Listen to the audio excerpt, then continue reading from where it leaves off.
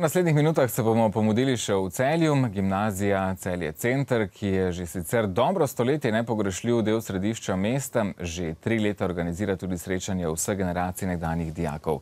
Letošnje srečanje so se sicer odločili šolskih prostorov prestaviti pred mestni kino Metropol. Več o tem z ravnateljem in pa nekdanjima dijakoma. Dobro jutro vsem trem. Za začetek vprašanje, zakaj selitev iz šolskih zidov pred Metropol, zaradi tega, ker je tudi običajno v času dijaških let prijetneje zunaj šole kot v šoli, če rečemo takole malo za šalo in malo za res. No, vsekakor je to kar res, ne. Tako da to je en del odločitve, predvsem pa tisto, da se šola odpre mestu oziroma svetu in pa seveda tudi aktivno podpiranje prizadevanja lokalne skupnosti in pa meščanov, da ponovno oživimo mestno jedro, ki je zdaj tudi zasijalo v novi luči, tako da se to kar nekako poklopi.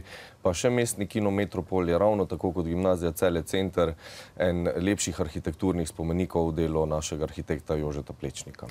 Uvodoma sem že omenil stoletje, že dejansko sama gimnazija Celje Center kroji podobo, pa tudi izgled, ustroj, konec koncev, Celja. Kakšen je danes pomen gimnazije? Se še vedno upisujejo mladi, namreč pred časom smo govorili, da je še vedno premajhen vpis na strokovne, na poklicne šole in prevelik na gimnazije. Vi verjetno gledate ravno obratno na to tematiko. No, zdaj, o tej temi bi najbrž mogli posneti kar kakšno daljšo oddajo.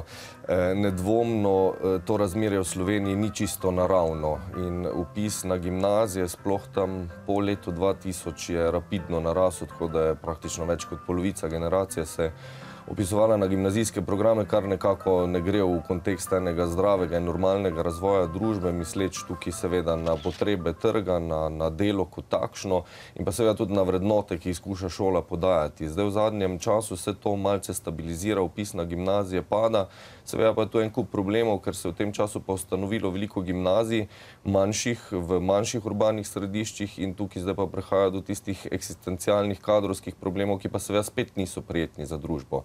Ampak eno razmerje vpisa na gimnazijo in pa vpisa na poklicne oziroma strokovne šole mora biti in se mora prilagajati tako neki splošni demografiji, kot seveda tudi potrebe države in tukaj najbrž bo mogla naša politika kaj postoriti, da za eno daljšo vizijo in pa tudi cilji malce bolj opredmeti in konkretizira ravno to področje vpisa. Upamo, da bo to uspelo, že 22 let se takšna strategija pripravlja.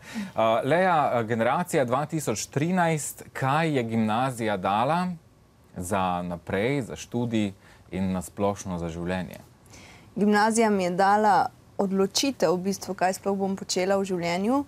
Vse te stvari, vse te obšolske dejavnosti, ki jih je gimnazija Celje Center dala, so pripomogle k temu, da sem se odločila, kaj pa bom počela v življenju. Zdaj študirate? Študiram dramaturgijo na AGRFT-ju in je bila res prava odločitev. No, za gimnazijo sem se odločila, ker nisem še vedela točno, kaj naj počnem v življenju in pa zaradi vse širine znanja, ki ti jo gimnazija da. Miha, vi študirate arhitekturo. Bi bilo lažje, če bi predtem hodili na srednjo gradbeno, naprimer, ali pa kaj iz tega tehničnega področja?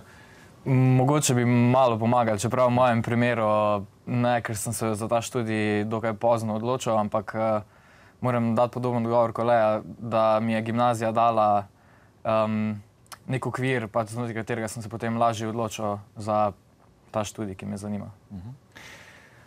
Čas, preden nadaljujemo z našim pogovorom, še za krajšo nagradno igro.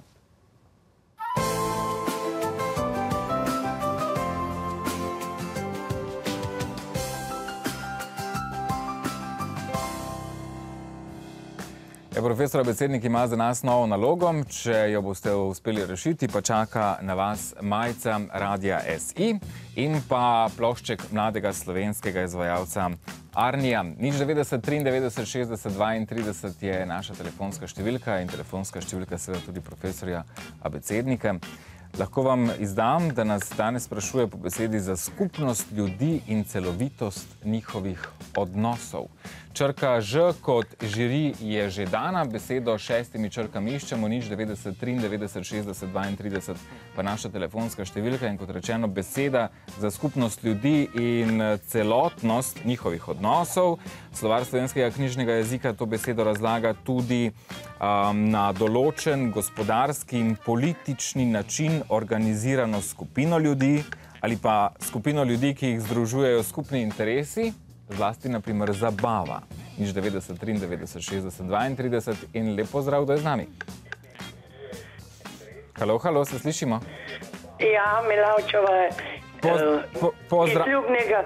Pozdravljeni, katero črko nam dajete na voljo? Ž kot žiri je že znana.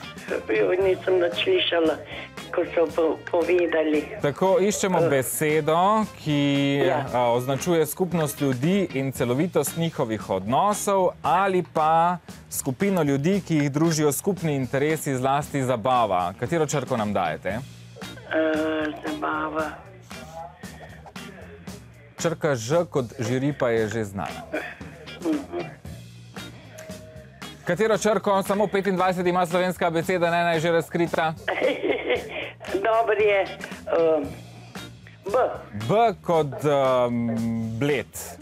Ja. Kaj pravi profesor abecedi na črko B? Pravi, da je. Katera je naslednja črka, ki nam jo dajete?